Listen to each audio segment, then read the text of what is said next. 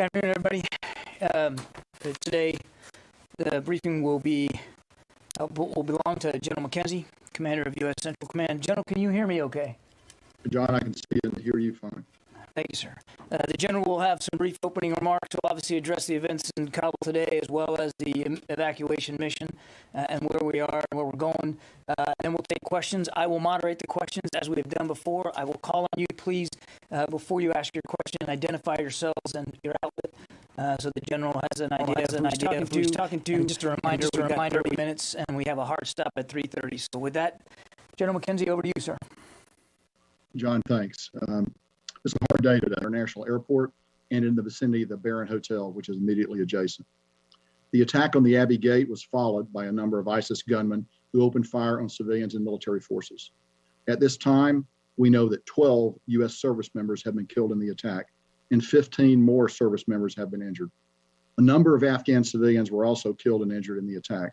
We are treating some of them aboard HKIA. Many other Afghan civilians have been taken out to hospitals in town. We're still working to calculate the total losses. We just don't know what that is right now. Their loss weighs heavily on us all, and I'll talk a little bit more about that as we go through my prepared remarks. We continue to focus on the protection of our forces and the evacuees as the evacuation continues. Let me be clear, while we're saddened by the loss of life, both U.S. and Afghan, we're continuing to execute the mission. Our mission is to evacuate U.S. citizens, third country nationals, special immigrant visa holders, U.S. Embassy staff, and Afghans at risk. Despite this attack, we are continuing the mission. The evacuation at best speed, and as of today, we have approximately 5,000 evacuees on the ramp at HKIA awaiting airlift. Since August the 14th, we've evacuated more than 104,000 civilians from HKIA, over 66,000 by the United States, and over 37,000 by our allies and partners. And that includes bringing out about 5,000 Americans. As the Secretary of State said yesterday, we believe that there are about 1,000, probably a little more than 1,000 American citizens left in Afghanistan at this point. We're doing everything we can in concert with our Department of State partners to reach out to them and to help them leave, if they want to leave. And remember, not everybody wants to leave. Yesterday, we brought in over 500 American citizens. It would be difficult to overestimate the number of unusual challenges and competing demands that our forces on the ground have faced. The threat to our forces, particularly from ISIS-K, is very real, as we have seen today. I would also like to express the sense of profound pride I have in the creative, determined, and professional way that our forces have overcome those challenges and to deliver the results that we talked about in my opening portion of the remarks, the number of people that we've been able to extract from Afghanistan. It would also be remiss of me not to mention the tremendous contributions of our many coalition partners, and they stood with us on the ground at HKIA, and also the interagency and international partners who supported the evacuation. The many soldiers, sailors, airmen, Marines, and Coast Guardsmen who supported this operation downrange across the Central Command, the European Command, and the Northern Command areas of responsibility. Moreover, this evacuation could simply not have been done without the amazing flexibility of U.S. Transportation Command and the airlift provided by the United States Air Force. No other military in the world has anything like it. I'd also like to thank the host nations that have generously provided access to their facilities for the processing, the care, and the feeding of our evacuees. I also need to acknowledge the temporary suffering that some of our evacuees have had to endure. Please know that we continue to execute our number one mission, which is to get as many American citizens and other evacuees as possible out of Afghanistan. We also continue to expand the capacity at our intermediate facilities to ensure safe, sanitary, and humane conditions for our evacuees, while continuing to look for ultimate ways to expedite their processing and ultimate transfer to the United States or other destinations. I'd like to close out my remarks today by just taking a moment to describe the heroism that our Marines, soldiers, and sailors are exhibiting as they screen the people who are coming onto the airfield. This is close-up work. The breath of the person you are searching is upon you. While we have Overwatch in place, we still have to touch the clothes of the person that's coming in. I think you all can appreciate the courage and the dedication that is necessary to do this job and to do it time after time. Please remember that we have screened over 104,000 people. Finally, I'd like to offer my profound condolences to the families of our servicemen and women and Afghan civilians who lost their lives today. We have put more than 5,000 U.S. service members at risk to save as many civilians as we can. It's a noble mission, and today we have seen firsthand how dangerous that mission is. ISIS will not deter us from accomplishing the mission, I can assure you of that. All Americans can and should be proud of the men and women of the armed forces who are facing these dangers head on, with their international partners and all our other friends that are with us. And we appreciate your thoughts and prayers for all our service members who are carrying on this mission today. John, I'm now ready to take questions. Thank you, General. We'll start with Lita. Thank you. General McKenzie, Lita Baldor with AP. Thank you for taking the time to do this. Can you give us your assessment of the ISIS threat going forward? What are you seeing on the ground now? Does this cut the evacuation short, do you believe? And are people able to get onto the airport now? And then finally, the president has warned that any attacks against the U.S. would be answered. Will this attack be answered militarily by the U.S.? So a number of questions there. Let me try to take them in order. So first of all, the threat from ISIS is extremely real. We've been talking about this for several days. We saw it actually manifest itself here in the last few hours with an actual attack. We believe it is their desire to continue those attacks, and we expect those attacks to continue. And we're doing everything we can to be prepared for those attacks. That includes reaching out to the Taliban, who are actually providing the outer security cordon around the airfield to make sure they know what we expect them to do to protect us. And we will continue to coordinate with them as they go forward. We are continuing to bring people onto the airfield. We just brought a number of buses aboard the airfield over the last couple of 3 hours. So we continue to process. We'll continue to flow people out. The plan is designed to operate while under stress and under attack, and we will continue to do that. We will coordinate very carefully to make sure that it's safe for American citizens to come to the airfield. If it's not, we'll tell them to hold, and then we'll work other ways to try to get them to the airfield. But I think our mission remains. We're still committed to flowing people out up until we terminate operations at some point, towards the end of the month. But I think we have the ability actually to do all of those things as we go forward. Let me just come back one moment. And you talked about going after ISIS. Yes, if we can find who's associated with this, we will go after them. We've been clear all along that we're going to retain the right to operate against ISIS in Afghanistan. And we are working very hard right now to determine attribution, to determine who is associated with this cowardly attack. And we're prepared to take action against them. 24/7, we are looking for them. David. General David Martin with CBS. 27 casualties is a terrible number. 12 dead. Could you explain the circumstances of these attacks which resulted in such high casualties for the U.S.? Sure, David. So first of all, you will understand that we're still investigating the exact circumstances. But what I can tell you is this. The attack occurred at a gate. And at a gate, we have to check people before they get onto the airfield. We have to ensure they're not carrying a bomb or any other kind of weapon that could ultimately make its way onto an aircraft. So that requires physical screening. You can't do that with standoff. You ultimately have to get very close to that person. So while the airbase itself is surrounded with T-walls, we're well bunkered in. We've done a variety of things to protect ourselves. At these interface points, these gates where people actually come on the airfield, there's no substitute for a young man or woman, a young United States man or woman, standing up there conducting a search of that person before we let them on. Now, the Taliban have conducted searches before they get to that point, and sometimes those searches have been good and sometimes not. I will simply note that before this attack, we had passed 104,000 people through. So this attack is one too many, but we'll evaluate what happened. We'll find ways to always get better. But the key thing is you don't want to let somebody on an airplane carrying a bomb, because that could result in even massive loss of life if an airplane were to be destroyed. So you got to do the searches. We work with our Afghan partners on the ground, the NSU elements, to conduct those searches. But ultimately, Americans have got to be in danger to do these searches. There's really no other way to do it. And again, I cannot tell you how impressed I am with the daily heroism of the men and women that are out there doing this work. Typically soldiers, sailors, and Marines that are doing that work. And they're right up close to thousands of people that are flowing through the airfield. You've all seen the images. And to be able to get up and do it day after day, it's remarkable. And this time, looks like somebody got close to us. We'll find out why. We'll try to improve our procedures.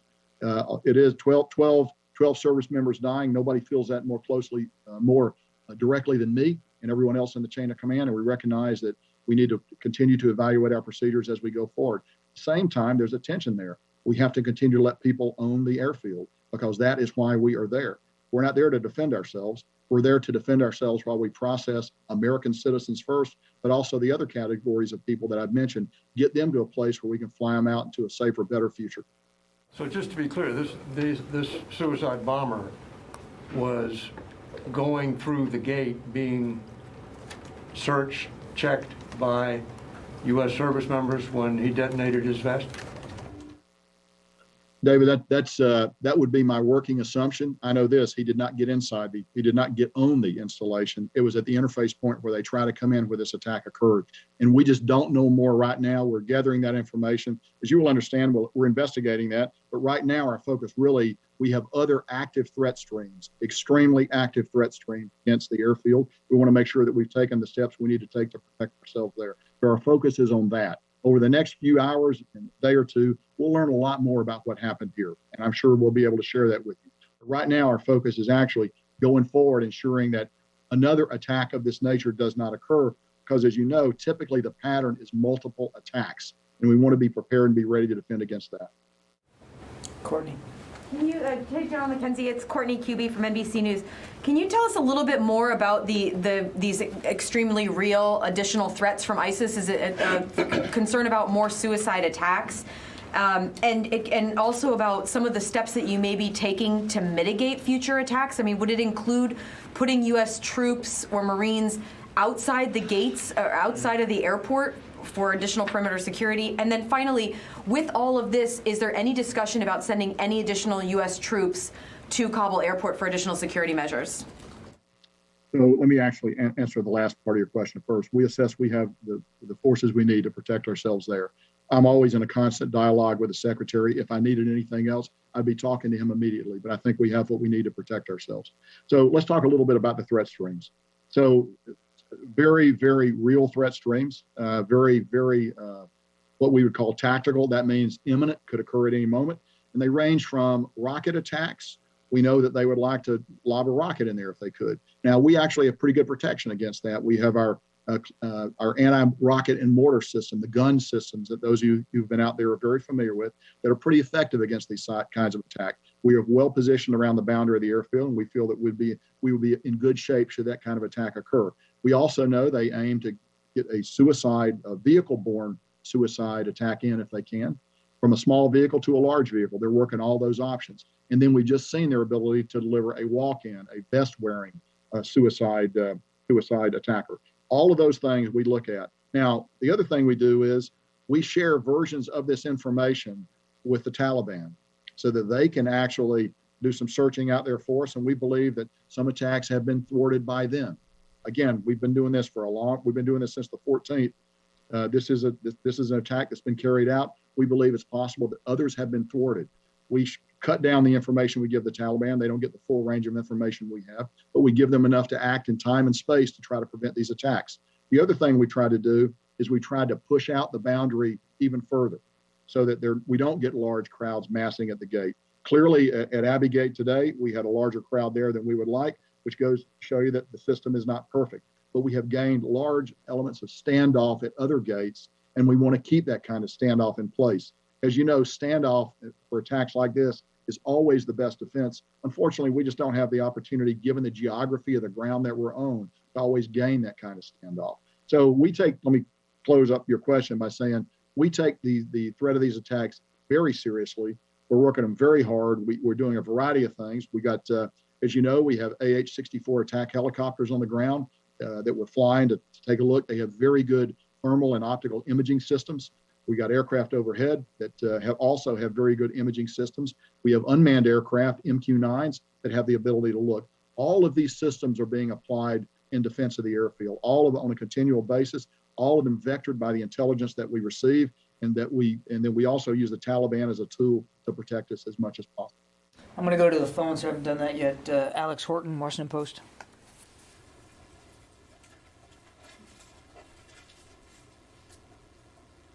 Alex, you there? Yep, just unmuting. Hey, General, this is Alex Orton with the Washington Post. Thanks for doing this. Can you give us a sense of where you are in casualty notification for these folks on the ground? How long you expect it to take, given that it's a large number? And also, can you tell us a little bit about, how the forces have reacted? You said that you introduced a little, probably more standoff at this point, but what are other measures you're taking to increase security after the attack? Sure. So I would actually defer you to the services for notification of casualties. That's a function that the services provide. And I believe that process is ongoing, but I do not have visibility on it. My visibility is fully forward against the day-to-day practical threat that we face in the theater. But there are other people who can probably then answer that question for you. I'm just not that person, Alex. So in terms of practical things that we're doing, okay, again, we've reached out to the Taliban. We've told them you need to continue to push out the security perimeter. We've identified some roads that we would like for them to close. They've identified that they will be willing to close those roads because we assess the threat of a suicide-borne vehicle threat is high right now. So we want to reduce the possibility of one of those vehicles getting close. And so we're actually moving very aggressively to do that. We talked a little bit about the overwatch that we have in place, but I'll review it again. We have our unmanned aircraft, our MQ-9s, and other unmanned drone systems that have very good optical and other means of looking down. So we look at what's happening around the gate. We try to identify patterns, and we got highly trained people that take a look at that. We also have our aircraft that we fly locally, the AH-64s that I mentioned a few moments ago, as well as other manned aircraft that come off the USS, off the carrier that we have off the Makran coast, as well as U.S. Air Force aircraft that we bring up from out of Afghanistan. Everything ranging from F-15s to AC-130 gunships. And as you know, the AC-130 gunship has a very highly capable targeting system, and it's also a very visible platform. And we know from long experience that visible demonstration of these kinds of ISR tends to dissuade the attacker because they know that if we can see them do it, we're going to strike them immediately.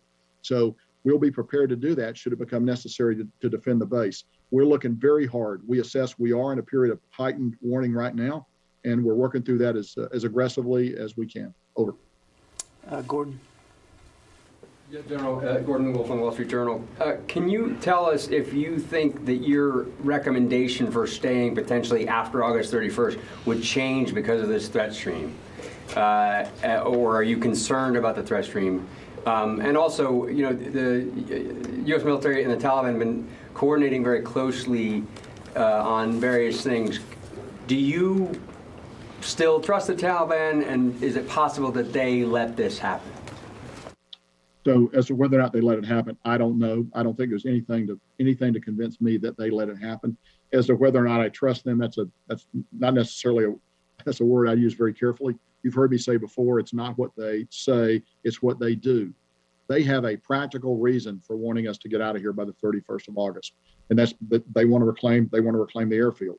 We want to get out by that day too, if it's going to be possible to do so. So we share a common purpose.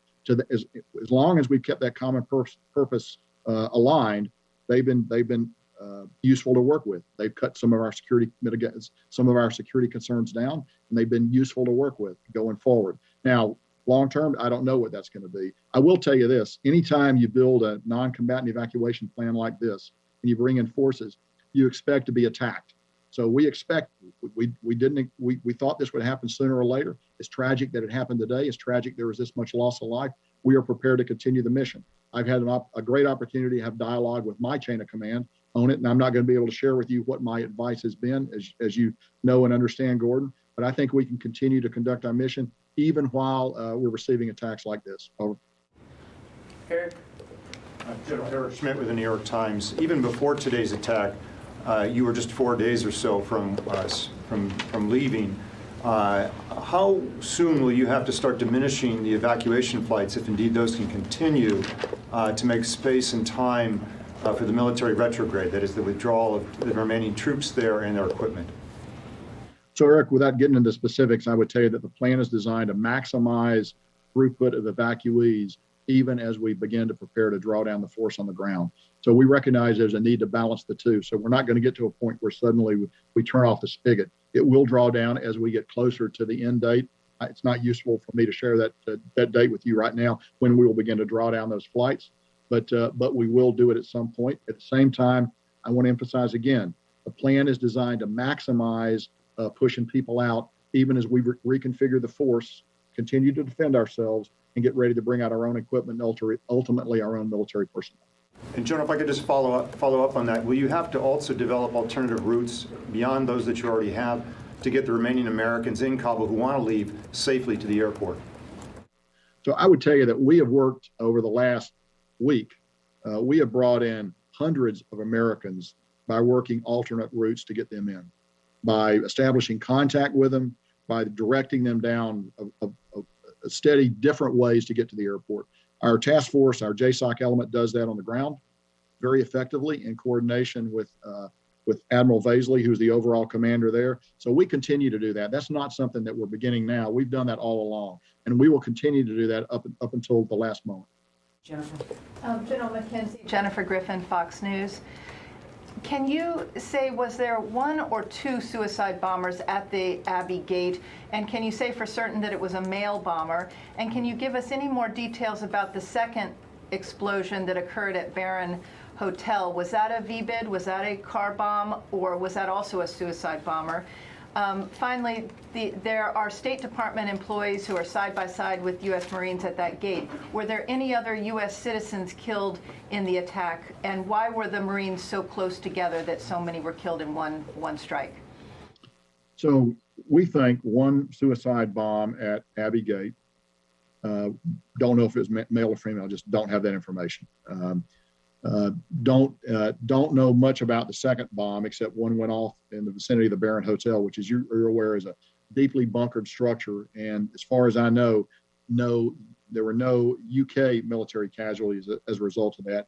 There may have been Afghan casualties, and I'm sure there were Afghan casualties. But it will take us a little bit of time to actually learn how many Afghans became casualties. While we took some of them on board the installation, many of them were taken to hospitals out in town. So what I see is what I get on open source reporting about the nature of those casualties. But we're trying to gather more information about it. So the last point, I would tell you, I don't know the size of the bomb, and the size of the bomb is directly related to how many people are going to be affected by the blast radius of the weapon.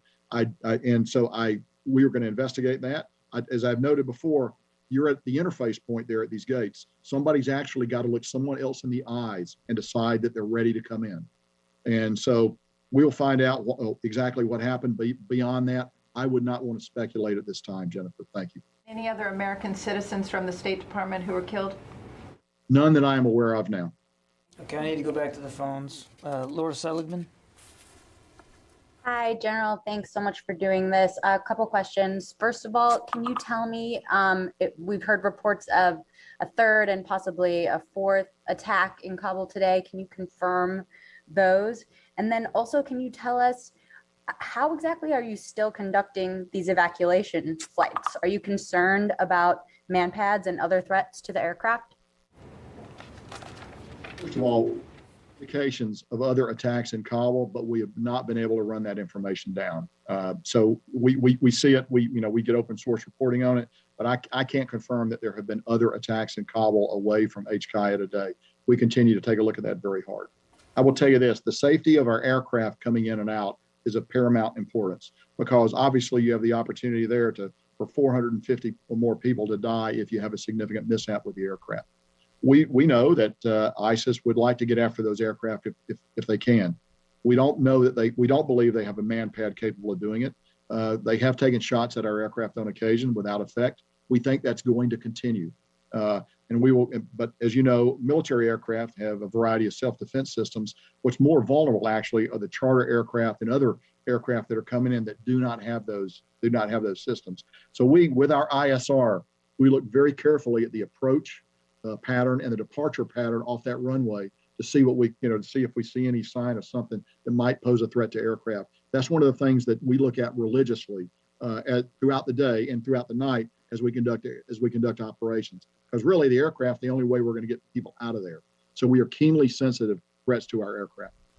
Okay, we're going to take one more question. I'm sorry, guys, we got to keep moving. We're going to take one more question and then give the general a chance to close out. Idris. Sure, General. I know it's still early, but at this moment in time, how do you believe the suicide bombers made it through several checkpoints, whether it was Taliban or Afghan forces, to the Marines? Do you believe it was a failure, or they were able to somehow evade them and make it to the Marines? Well, clearly, if they were able to get up to the Marines at the screening at the entry point of the base, there's a failure somewhere. It was a failure by, the Taliban operate with varying degrees of competence. Some of those guys are very scrupulously good. Some of them are not. I just don't know the answer to that question. But we will. You can be assured we're going to continue to take a look at it and try to make all our practices better as we go forward. Okay, General, sir, we're going to let the general close out. General, sir, for any closing thoughts you might have, sir. Hey, John, thanks. Again, I would just like to say today's a hard day. But the thing I come back to is the remarkable professionalism that the force on the ground is showing. As I've noted before, ultimately at these screening points in particular, you got to get very up close and personal to the people that you're bringing out. There's no way to do that safely from a distance. And we should all just bear in mind that we've been doing it for well over a week. We brought 104,000 people out. That's a tremendous number of contacts that every individual Marine, soldier, or sailor has had to have as we bring people aboard the airfield. It's a very heavy heart, that I do this conversation with you today. Nobody feels it more than me or the other members of the chain of command. We'll do everything we can to improve our practices there, to make sure it's as safe as possible for our folks on the ground that are doing this dirty, dangerous work. John, thanks very much. Thank you, General. Thank you all. Appreciate it. John, will you take a couple questions? No, that's going to be the end of it.